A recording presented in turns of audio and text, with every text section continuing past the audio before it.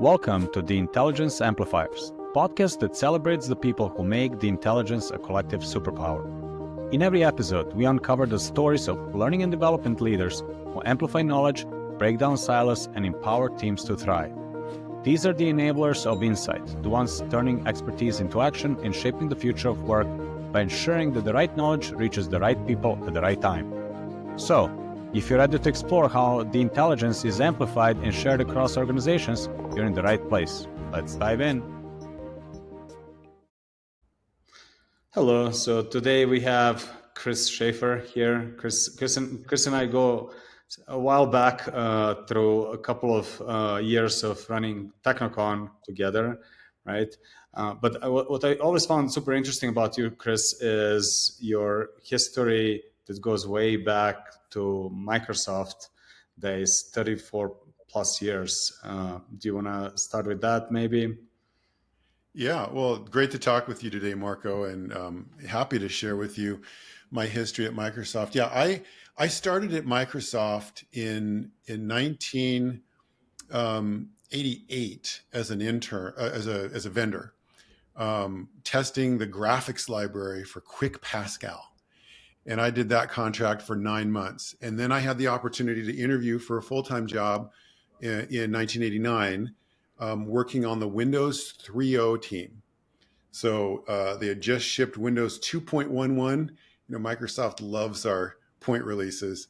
And my first role at Microsoft was to test the software development kit, the entire software development kit for Windows 3.0, all of the resource editors, the resource compiler, and the bitmap editor, and all of the tools that we gave developers to develop for Windows. And that really started a long journey at Microsoft, where from there I moved into the AFX team, which was the team that created the first version of MFC, the Microsoft Foundation classes. But I worked on App Studio, which was a visual resource editor, which then got merged with the C++ team. And because there was a visual resource editor, we had a set of floppy disks with that on it.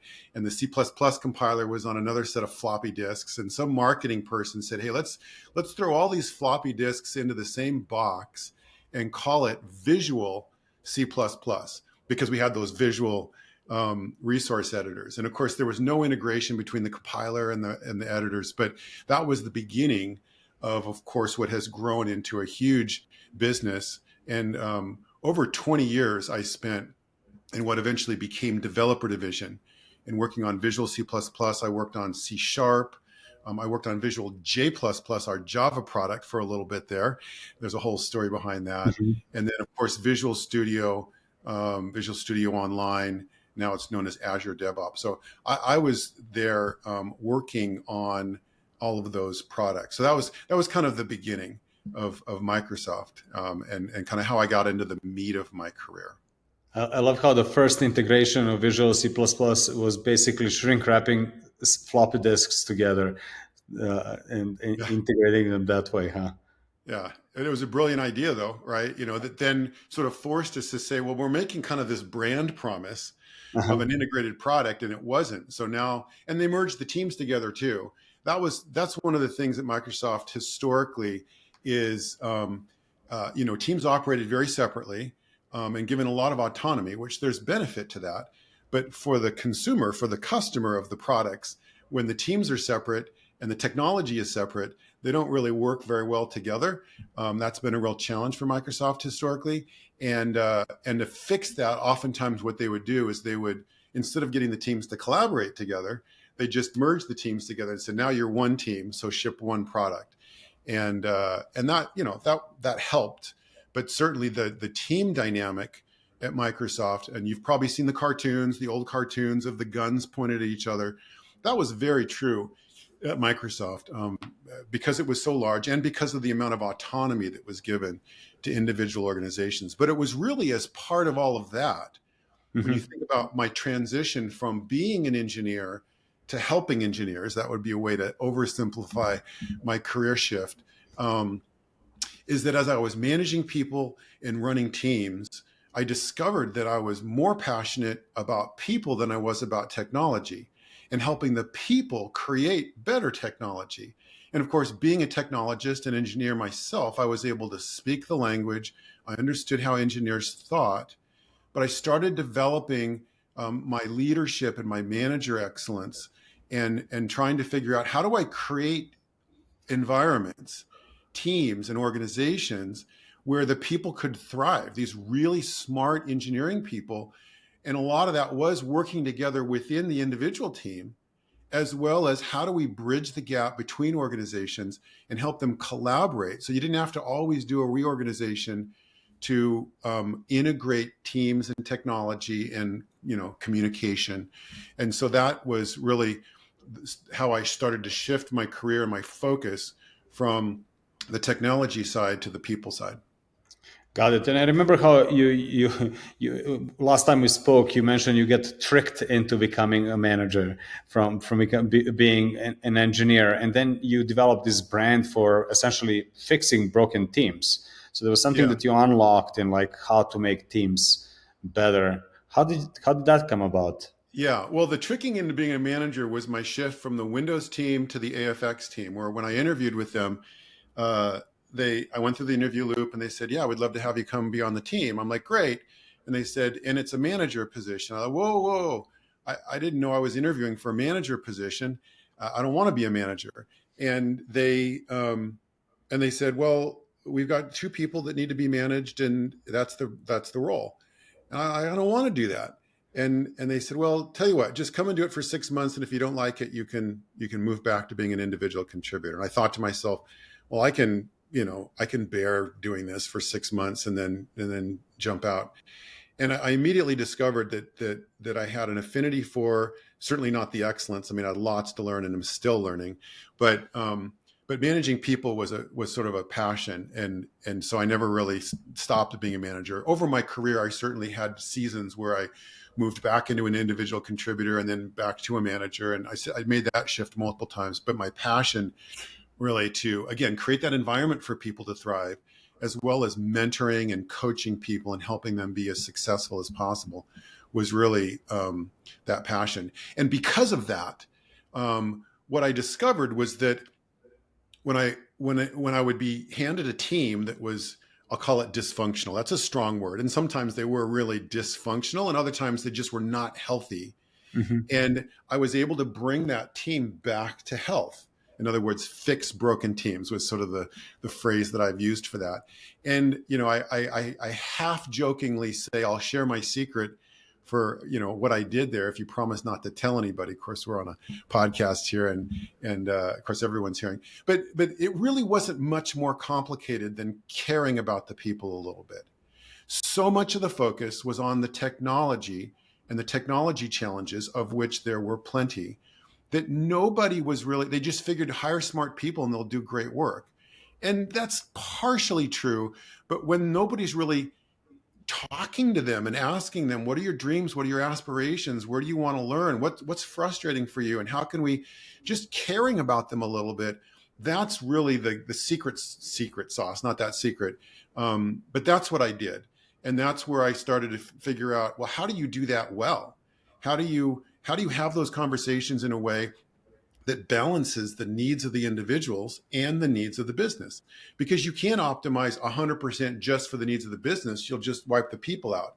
And if you just optimize 100% for the people, well, we're running a business here and we have to ship products and all of that. And so it's one of the many tensions between two things, where if you swing the pendulum and optimize wholly for one or the other, you really run into some problems. And the most effective place to operate is in that tension of the middle, where you're balancing the right amount of focus on one thing or the other. And again, that personal and business is just one of many examples I could give where that dynamic plays out. But even understanding the systemic nature of that kind of dynamic, talking about it, thinking about it, and being intentional about it, was part of that secret sauce of how to take organizations that were dysfunctional and tune some of these systemic issues that started to create an environment that was much more productive, much more healthy. Got it. So you went from individual contributor to people manager, small teams, fixing one team at a time at Microsoft, and then at some point you created a team that was impacting entire Microsoft engineering, right? I remember that you had a team of what, 5 people responsible for up leveling 100,000 people, engineers. Yeah, that was really at the end of my almost 35-year career, where I was running the engineering, learning, and insights team. So when I discovered my passion for teams and people, leadership excellence, culture, that sort of thing, I started to shift my roles into doing that more explicitly. And then I had the opportunity for the last 7 years of my time at Microsoft to run the engineering, learning, and insights team, where, as you said, we were responsible for the learning and development of all of the technical roles. We call that engineering as an umbrella, but it included product managers, program managers, data scientists, researchers, like all of the technical roles. And that was about 120,000 people as the company grew, about half the company. And as you said, there was me and 4 people, so there were 5 of us. And we were not a typical learning team in the sense that we didn't build programs and we didn't like build training. And anybody who's in learning and development would immediately ask the question, well, what in the world did you do? That's like weird. Mhm. Well, part of the reason why we didn't do that is we weren't staffed. We didn't have enough people. And the good news was that the the learning resources, the training, access to online training, and even the training that was being produced by the businesses was plentiful. There was no shortage of training. But what there was a shortage of was sort of an understanding of how to use that. And again, the leadership support, the environment, Mhm. to support learning and the usage of and the time for all of those resources. And so our small team focused on more of the cultural aspects of the learning culture, leadership support of it, access and awareness of the resources that were available, and um, and then supporting the in-business efforts, because each business understood their own technology and the training that was required for it. So how could our small central team support the work that was going on within the business? And again, here's another example of that tension between a centralized team versus decentralized efforts. And oftentimes organizations will create a massive centralized organization with no support in the business, or they'll go the other direction. They'll have massive in business efforts with no central support. And neither one of those extremes, in my experience, has worked very effectively. And what I was working to do was to have a right sized, small, undersized, when you think about, well, how did all the work get done? But a lot of the work happened, and we were working to foster efforts within the businesses. So there was this sort of a tension between some of both of those things. Got it. So what was the biggest learning? How did you figure out to make such a big impact with such a small team? What was the leverage point, I guess, to impact that culture? I mean, one of the things, I don't know that I could really point to a single thing, but we were completely committed to being data informed about everything that we did. And so one of the keys was, we never just did stuff because we thought it was a good idea. We came up with hypotheses, and we had access to so much data, and we're able to collect additional data because we were able to put questions into our employee survey of all employees. And when you have hundreds of thousands of data points, you are able to really do some deep analysis to Mhm. identify, what's working, what's not working, and study and understand it really deeply. And so that would probably be the single most piece of success is identifying, studying what worked at Microsoft, and then taking that learning and sharing it with other people. And we would come in and we wouldn't say, hey, we read a book and we think this is a good idea, or this has worked in the industry at other companies, which is better than just reading a book. But what we were able to do is to say, at this company and the unique culture that exists, which every company has their own, and the dynamics, this is what's working with your peers. And Mhm. so the validity of that the respect and the sort of trust in in that data and the insights was really gave us put us ahead of the game. And as leaders listen to those insights and put them into practice, they too started to achieve some of the same results. And that was sort of how we were working on shifting culture at scale with such a small team. Right, and I think at scale is an understatement here. I remember hosting your teammates at Technocon and having them talk about all that research, and it's always like blew my mind just the sheer amount of data that you had and sort of that scientific process that you went through to analyze it and to actually get those insights. So I think that was the leverage. It was a small team empowered with the big data, drawing conclusions based on that. Yeah. And another thing I briefly mentioned that I'd like to really highlight is this notion of positive outliers or bright spots. I talked about looking at what was working, right, versus what was not working. And often when people look at data, they look at the red, they look at where things are broken. And don't mishear me, because if something is fundamentally broken, you for sure should fix it, right? Like, what I'm about to say doesn't undo that truth. But really what was pretty unique about our approach was that when we saw positive outliers, people in the top 1-2% of the company in whatever we were measuring, in learning culture, in employee engagement, that kind of thing, something clearly, outstanding and unusual is happening there.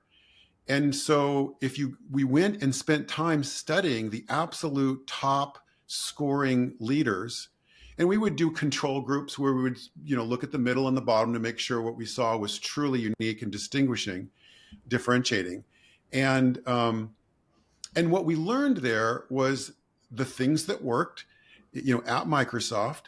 And that's what we then packaged up into insights and actionable behaviors that other leaders could demonstrate, and then started sharing it with others. And that was a pretty unique approach, because a lot of times people will look at a scorecard, they'll say, hey, we've got red, let's just fix it. And they'll miss, because even some of the answers to how to fix something are in the data and the behaviors of what's going well.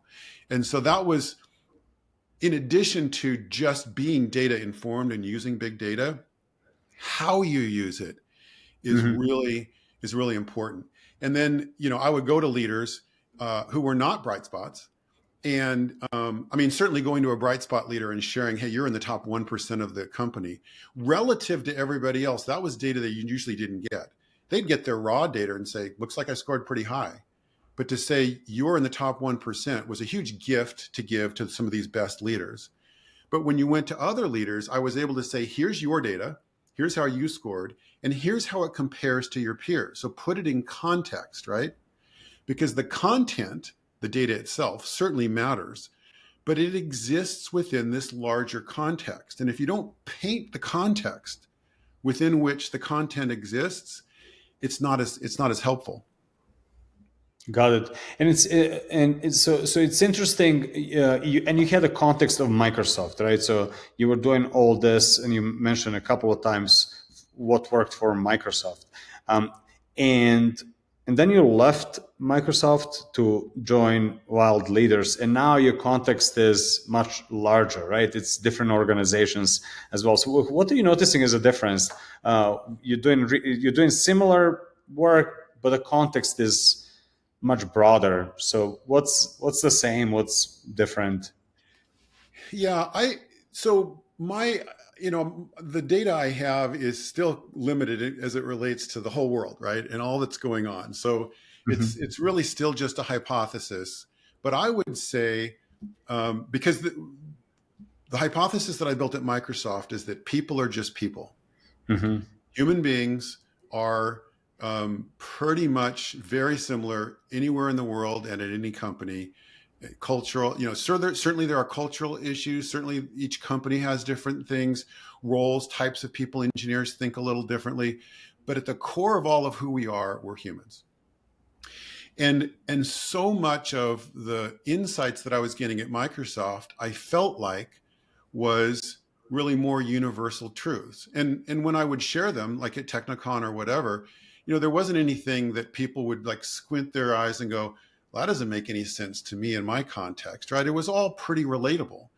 And Hmm. what I'm finding in working with CEOs and leadership teams of small to medium sized organizations is mostly our target audience. Again, they're people. We have worked with a few technical companies. So I've had the opportunity to work with some engineers, which is really where my specialty is, having worked with engineers for most of my career. But a lot of them aren't. Hmm. And all of the concepts continue to seem to map across pretty universally of what's important to people, to human beings. And so the context, the context can certainly matters as far as the uniqueness of a particular organization or role, but really, what's more true is that I'm a human being and I am in a context of my business and the leaders that are working over me, and that context is really, I think, the most relevant to diagnosing, right, what's going well and where are the opportunities, and then what are the steps that can be taken to help improve and learn and grow. And so, what are some of the common findings? So, given that we are all human beings, and there's something that's probably fundamentally true for humans, and regardless of an organization, it's going to be true. So, what is the core? Like, what are you finding is creating those Yeah. environments where people thrive? Well, and of course, wild leaders, and wild stands for whole and intentional leader development. So Mhm. that's the name of the company, and it's a fun acronym because we can say, "Hey, Marco, let's have a wild conversation." So Yeah. it's a fun way to work the acronym in. But whole and intentional leaders, and so um, the work's been going on for over a decade, and I'm coming in now fresh, and they are very data informed. That was important to me on whatever role that I worked on, and all of this is based on lots of research, both their own research as well as industry research on leadership. And what they've discovered is that when you focus on whole leadership, meaning helping leaders um, be effective in the wholeness of what it means to be a leader, um, what results is a higher level of trust. And when you talk about a universal concept that sort of ties everything together, I don't think there is a more universal truth about teams and people and organizations and systems than the fact that trust matters. And not only, I'm going to go on a limb here and say not only is it one of the most important things, but it is, I would say, the most important thing. And if you look at Lencioni's work in the five dysfunctions of a team, a long time ago, he painted that triangle as the foundation, the absolute first thing that needs to be there, or if it's not, it's contributing to dysfunction, is trust. And so what we've discovered through our research is that when you work on with leaders and leadership teams to create better leadership and better environments, what you get is higher trust. And lots of research and studies have been done over the past decade and beyond of the impact of the absence or presence of trust on so many other things, like performance, like employee engagement, like customer loyalty, even the health of people and organizations, creativity. I mean, the list goes on and on. And it's not hyperbole to say that trust actually impacts everything, everything that matters to a business. If you have trust, it's going to be better. If you don't have trust, then it falls apart and it's not as effective. And every human being's experience with trusting each other, trusting our government. I mean, the discourse in the United States right now, and the lack of trust in each other and the government. It's a pandemic almost of not having trust. And so the one thing is critical. And what's super exciting is that based on the research and some incredible work to create an instrument where we can actually measure trust in an organization. And we're working on building the largest database of the drivers of trust that exists within organizations at Wild. And when we think about trust, we look at it in three different levels, if you will.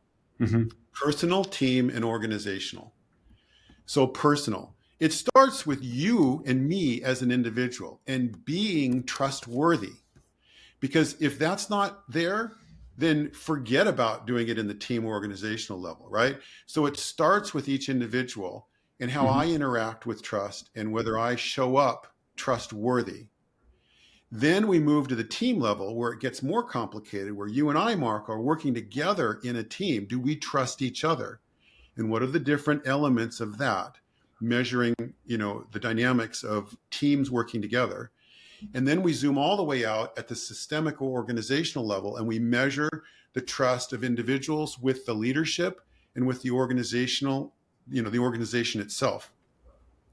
And with that view of personal, team, and organizational levels, we can actually diagnose at a scalpel level sort of precision of not just, oh, you have a trust issue, but you have a trust issue in the team and organizational levels. And here are the three elements of the team stuff that's really challenging. And here's where your strengths are that you can leverage, which then equips the leader and us as Wild leaders to work with a leader to say, here are some very specific things that you can work on that are going to move the needle on this aspect of trust. And the exciting thing is that because we can measure it, we can start with a baseline. We can then work with an organization to improve certain elements. And then in 6 months or 12 months, measure it again and see the improvement. And because all of the studies and research shows that when you increase trust, you increase all of those business metrics I mentioned. You can try to measure all those business metrics, and you should measure some, but some are really hard to measure. But if you can measure trust and you believe trust impacts these business measures and my trust has gone up, you can confidently say that these other measures will have gone up as well. And so it's really a great ROI. One of the biggest challenges of leadership development and working with managers and stuff is how do you measure the work that we do? Same thing with learning. Learning is very challenging to measure the impact of it and to be able to have something we can anchor to say, this is foundational and here's where you're at and here's where you've improved is very encouraging and appealing to leaders of organizations and businesses. Yeah, and we always keep coming back to this when it comes to learning, right? Like, how do you measure it? Like, that's the age-old question. And you did some of that with having a lot of data and then figuring out how it relates to what we care about. And I get trust as a foundational sort of essential thing that you must have. And I think nobody doesn't believe in that. Like, people agree with that, right? Yeah. The bigger question is what is trust, and I like this idea of like unpacking trust. And I think it was in one of the Lencioni's book where he talks about competence, like you trust somebody to do the right to do things right. There's integrity, trusting that they do the right thing, and then there's this level of compassion. You trust that they do the right thing for you, right? Like, so they're kind of like this stages of trust, if you will. And it sounds like you're kind of there are a lot of different definitions of trust, and you've touched on a number of elements that are included in our definition of trust. So Wild's definition of trust is my belief. Fundamentally, it's a belief in so for your trust in me, it's your belief in my integrity, my ability, my reliability, and my strength. And that if any of those things are lacking, I will tell you the truth about that. And so let me just unpack each one of those words, right? So integrity is that I will do what you need and want me to do. You touched on that, right, in Lencioni's definition.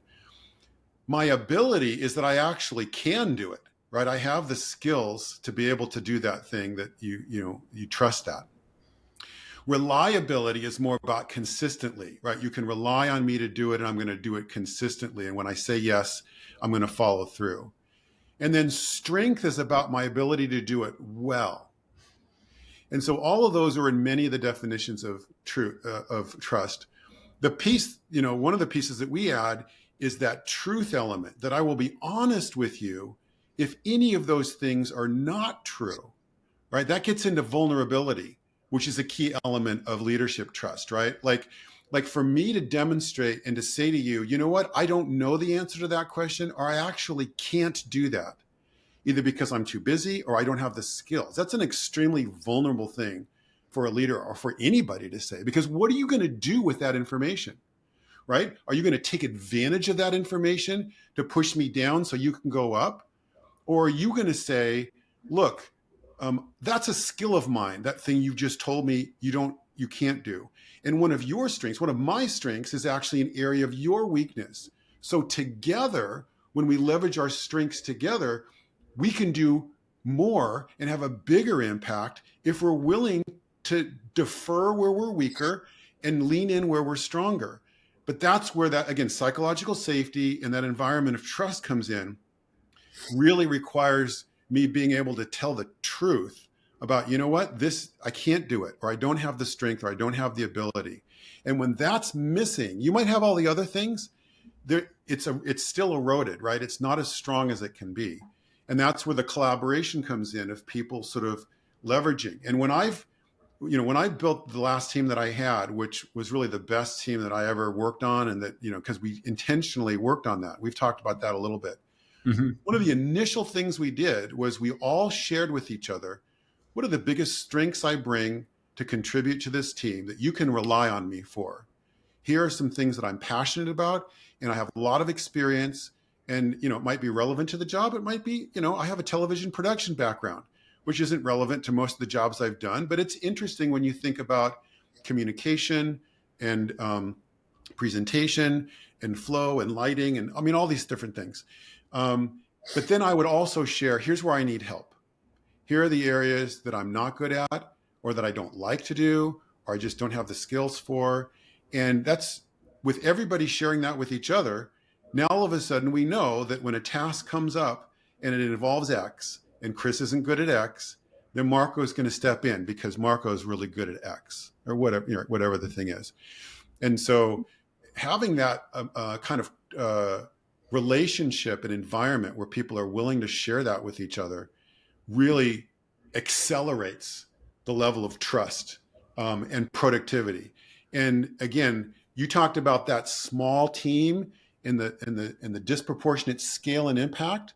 Mm-hmm. I guess one of the other things I would say is that because the team operated the way I just described, and we had an incredibly high level of trust, that was also what allowed us to operate at scale and have disproportionate impact from what other teams of that size, because we had disproportionate levels of high trust within our team. Right, and I think at Wild you also you talk about this concept of being bringing the whole person, being getting personal, right? And I think the W is even like bringing the whole person to work. And this is also a little bit maybe counterintuitive in corporate America, where we sort of have this persona of like, this is me at work, and then this is me at home, and this is me in the community, and so on. But you talk about getting personal as a way to become vulnerable and kind of establish that deeper level of trust. How does that work? How do you actually go about like raising the bar of wholeness, I guess? Yeah, from the leadership point this of view? is a really interesting topic, because just like with centralized and decentralized, right, these tensions, mm-hmm. there's sort of undersharing and oversharing, right? There's a tension here on bringing personal in your whole self and bringing too much of yourself. When we measure vulnerability, we ask the question, I love the way it's worded when we measure it in our trust index, is, my leaders demonstrate an appropriate level of vulnerability? And when you hear that question, you think immediately, well, wait a minute, do you mean too much or too little?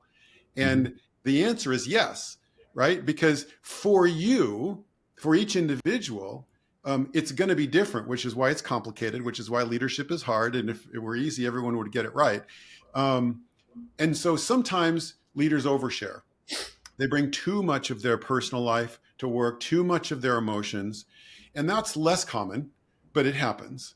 Most of the time, leaders hold things close to their chest and they undershare. They undershare even political issues like within the organization or what's behind decisions. Like a lot of times they hold it too close, either because they think they're being helpful and wanting to protect their team, which sometimes that's appropriate, but sometimes it's actually not helpful because when you don't share information as a leader, and again, this is true whether you're talking about personal information or business information. There's a filter and an appropriate level of sharing that needs to be happening from leaders. And so on the personal thing, it's about discerning, what are the appropriate types of things to bring to work to share with the team so they understand my context of if I'm a little distracted right now, it might be because my wife is sick or, I have some other, my dad's dying or something like that. And so if I don't share that, then I may not be at my best coming into work. And then people would interpret that, in a different way. And so it's simple but not easy as far as having that discernment of what is the appropriate amount of personal stuff to bring to work. But for most people who really ignore this completely, to get started, it's pretty easy. I would always start my one-on-ones with somebody saying, "Hey, how's it going? What'd you do this last weekend?" Or if we're later in the week and say, "Hey, do you got anything going on this weekend that you're excited about?" Just simple, little, basic, non-work related. What hobbies do you have? What are you doing that excites you? And because within what you do in your personal life that's motivating to you, there's interesting things that can map over into the work context of how a particular task or an assignment might motivate somebody. If I had information about what hobbies they were doing and what they do when they don't have to do it, it's not work, right? They choose to do it. And so just simply getting started by having conversations about non-work stuff is almost, that's 90% of the battle. You can get into the nuances of how much to share later, but just get to know people a little bit and start by modeling. Such an important leadership behavior of modeling what you'd like to see from other people. So I would start by saying, here's what I did last weekend. And here's a hobby that I'm working on. And I've got a project in my workshop that I'm working on and I'm excited about. What are you doing? Right? Like you start by modeling it and then you ask them to share as well. And they share as much or as little as they want. And it's not going to happen immediately. But over time, people let their guard down. And as people get to know each other, again, trust builds. Because if you don't know yourself, you don't know other people, you can't build trust. So we have to know each other to be able to trust each other. Got it. And as leaders, we lead by example. So we were the first ones to model that level of like getting a little deeper and getting more personal and sharing who we're all about with people we work with. Yeah, I'm curious. One of the things I was looking at Wild and how you approach it, and one of the things that kind of struck me as interesting is that it's not just a workshop. It's not a book. It's beyond that. And I always thought that that's interesting because too often we try to make the transformation just by creating a book or a workshop. So how do you go about implementing these changes in the workplace? Yeah, it's a great question. And I'm going to bring it back to learning because, I spent so many years learning about learning and all the different aspects of it.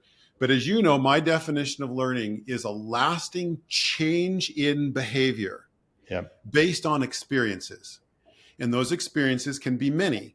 And one of those experiences could be a book. It could be a workshop. It could be a training.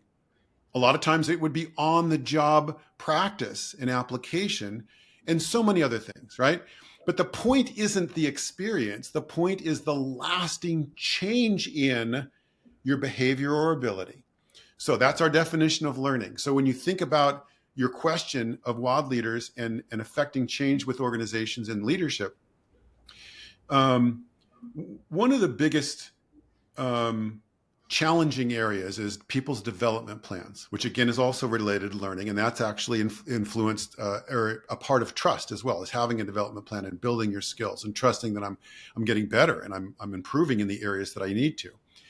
And when you think about strategic plans for organizations, a lot of times people have a strategic plan. Some board went away and they wrote a big thing or whatever, and it's on the shelf, and versus a strategic planning process, right? A strategic plan probably isn't very useful if it was written several years ago and nobody really knows what's in it. But a strategic planning process that's regular and quarterly and checked in on, much more effective. Well, the same thing is true for development planning, right? If you think about a development plan, a lot of time that's a check the box exercise where HR said everyone needs a development plan. So once a year, you sit down and you go, okay, I'm going to take this training, whatever lame, and you write it down and you submit it and you get to check the box and a pat on the head, and then you get back to business as usual, right? But development planning is a process. Just like strategic planning should be regular for each individual, the development planning needs to be a regular conversation where you're checking in and touching base on different aspects and have it be meaningful and applicable and alive. So that's for the individual. When you think about leaders, it's the same thing. Our approach is not, we do workshops because those are helpful and can be a part of the process. But our entire approach is a regular sort of monthly intentional conversations on different topics that we know relate to whole leadership and trust. And going through that process on a regular basis is what helps it stick, and it helps that lasting change in behavior, because it's not just a one and done. It's a part of the rhythm. It's a part of the systems that the organization already uses. It's built in. And the same thing is true with any kind of learning, right?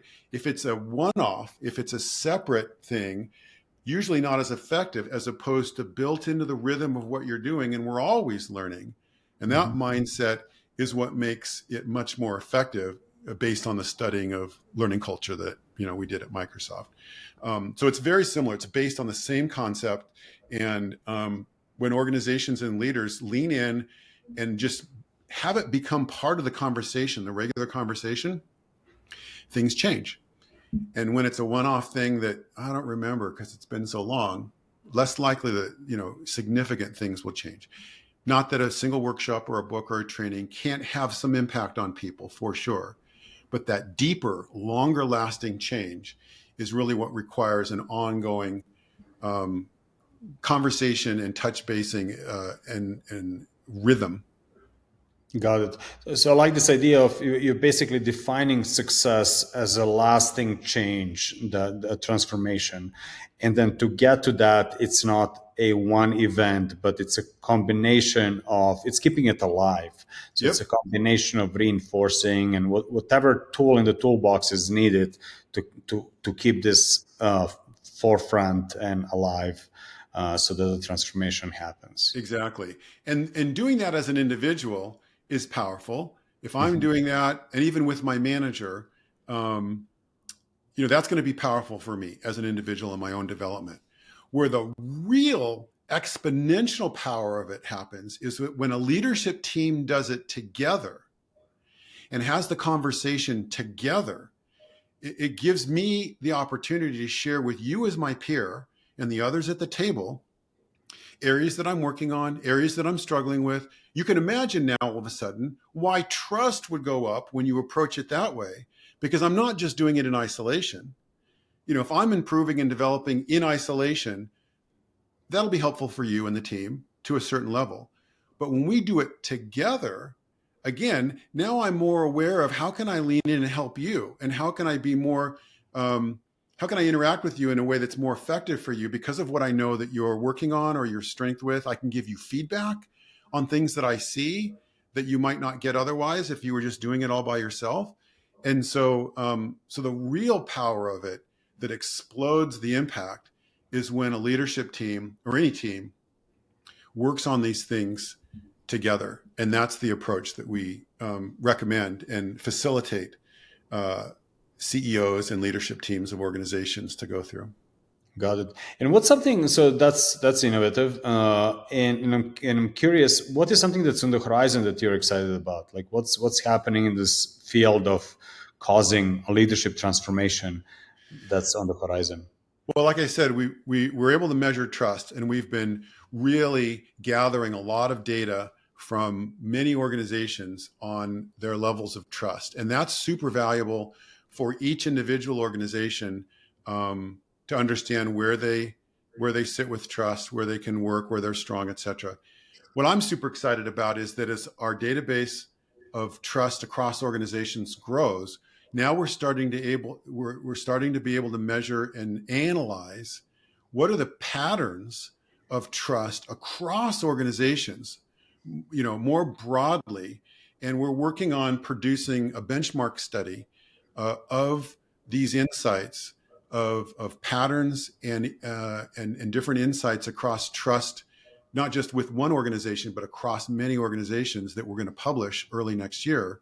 And I'm super excited about the insights that are going to come out of that benchmark study that we can then share back. Again, bright spots. What across many organizations, what are the patterns of what really works for building trust and maintaining trust that we can then share back with organizations broadly to say, here are some very specific things that you can do that other organizations it's working for them to help build trust across all of those organizations and anybody who wants to learn from it. So that's what I'm super excited about, because again, the scale of impact starts to go up when we talk about kind of across the industry. Got it. So it's back to using data and using data to find patterns and to basically learn lessons from that. And this time around, as opposed to getting that data in one huge organization, you're doing it across many smaller organizations. Many small and medium-sized organizations, and we even have worked with some large organizations as well. And so far, we haven't seen anything that is makes them stand out as different. Again, because they're filled with people, and based on my hypothesis that for the most part, people are people, and what causes us to trust each other is pretty universal. And again, decades of research from sociology and psychology have been studying human interactions, right?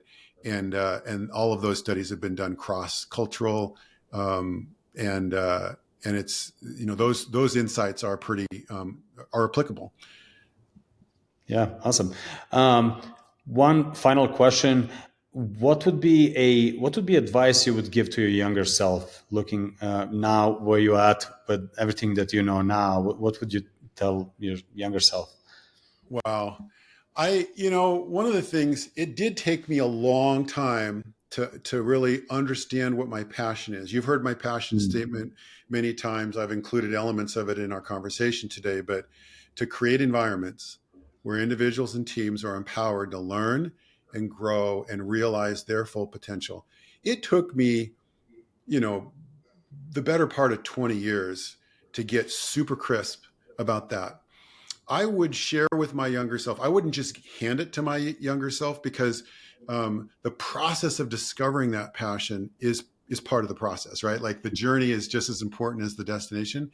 Mm-hmm. And so I would really encourage my younger self to lean into and discover my passion earlier, so I could be more intentional earlier on in my career and have shifted and made more progress.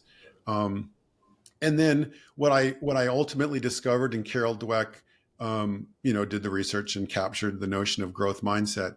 I would share with myself that I am predisposed kind of in that direction already, but to really lean into that. I always have, but I would reinforce that and just say it is so important to approach everything with a growth mindset and be willing to learn and to admit your mistakes, because I'm a perfectionist. So making mistakes isn't easy for me. Mm-hmm. And I would encourage myself to lean into growth mindset even more. So discover my passion and lean into growth mindset would be the two things that I think could, would have really accelerated and amplified what happened along my career. Got it. So that importance of intentionality when it comes to finding passion, and how it's not easy, but it's a process, and it's very worthwhile to realize why we are here. What's the gift that we have to give? Sure. So that's super awesome. Well, thank you, Chris. Always inspiring and insightful talking to you, and I learn a lot. So I really appreciate you sharing your wisdom here. Yeah, it's been great, Marko. Thanks for inviting me. That's it for this episode of the Intelligence Amplifiers. If you like what you've heard, be sure to subscribe or follow so you don't miss out on the future episodes. And if you're interested in being a guest or have a question, check out the episode description for how to reach us. Also, don't forget to check out Plus Plus, the platform that makes collective intelligence at scale possible. Find out more at plusplus.co. Thank you for listening, and until next time, keep amplifying.